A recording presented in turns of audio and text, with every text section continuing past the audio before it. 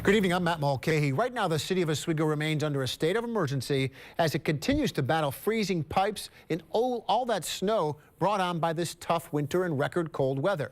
This is a look at Oswego last week as they dealt with lake effect snow. You can see the piles are still high and streets are very narrow because of it. There's a proposal to at least make driving in the streets during the winter months a little bit easier.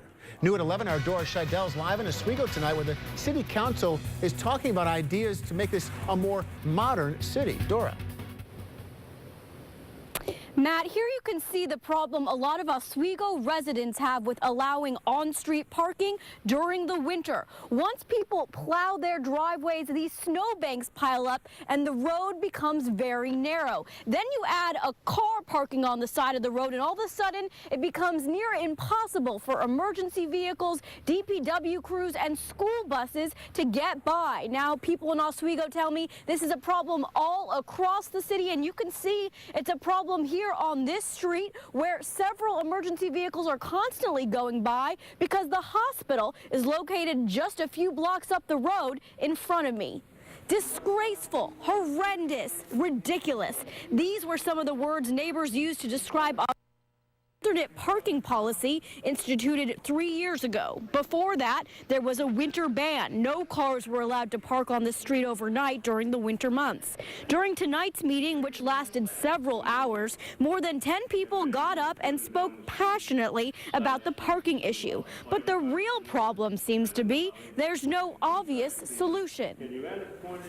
The streets have never looked so bad. What can we do? This alternate parking doesn't work. You try to call the aldermen and the mayors, they don't want to know nothing. Their mind is made up. We're going to have it, you're going to live with it. That's not the way to go. An alternate street parking year-round is a solution that's not perfect, but it does work, and there will be exceptions to it. Some of our streets are just too narrow to accommodate that. We have a very old city. It was built in the early 19th century, and parking wasn't a big issue in those days. But we're dealing with the fact that most families now have 2, maybe 3 cars, and that's changed the whole model of what modern city is. And we want to be a modern city.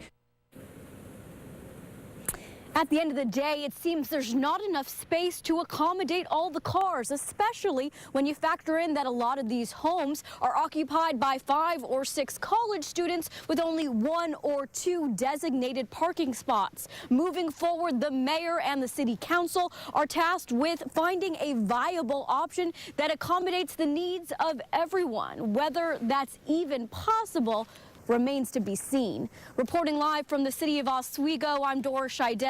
Matt, back to you. Well, thank you, Dora. Quite a debate, especially given this winter.